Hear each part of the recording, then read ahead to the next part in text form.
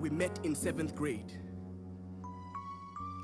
It was like the collision of two beings that were destined for greatness. I was a lot younger than you. 298 years old to be exact.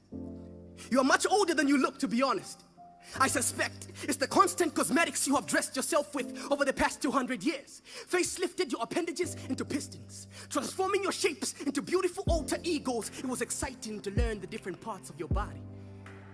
Your heart is cylindrical.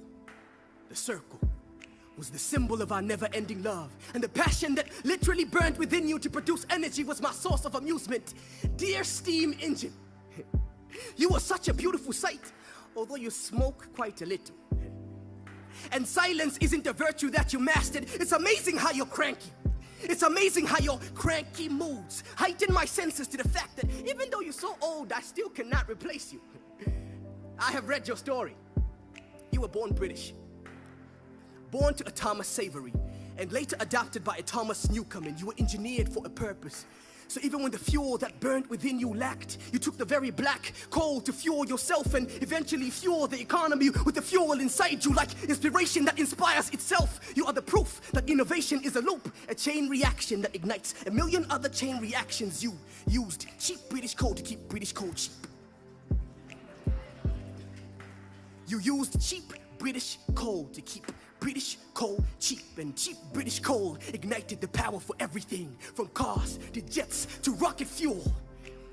We owe the Industrial Revolution to your birth. Did you know it? Did you know that you came just at the right time?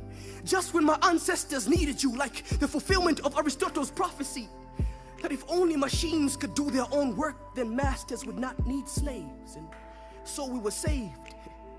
On behalf of every black man, I apologize for our inability to take you into Africa after all that you have done for us in the past. Because I have seen your wrath. If you're not given the attention that you seek, your actions end up as poisonous gas. And maybe we are afraid to take you in because we will not be able to control you. So we depend on exports and imports like a long-distance relationship. We depend on texts and voicemails because face-to-face relationship can be kept until a later date. Get it? A later date. When the rest of the world finds another girl, maybe then we could start a monogamy. But until then, we will stick to our traditions, trading in raw materials and buying them back at a more expensive price. Dear steam engine, maybe I don't know much after all, but maybe our educational system could invest more in just knowing your diagram. Maybe our politicians could invest more in kids that find you amusing. Maybe one day we'll wake up to the fact that we have everything that we need to make this continent better. That we have the core mine in Mamba and the Zambezi River for the last 200 years and 1,000 more, but we still have nothing to show for it. Dear steam engine, I am a descendant of the African hunter and collector, and I am two things, black and afraid. That my lack of innovation will take me back to the black cave. Because I have become comfortable with darkness and given it a fancy name. Load shedding is taking me back to the dark continent days, except those days were better. Because there was no cancer, no racism, and no AIDS. We were rich in our own way, we were beautiful in our own way. No overpopulated compounds. I said, no overpopulated compounds. I said, no overpopulated compounds that make it hard to breathe.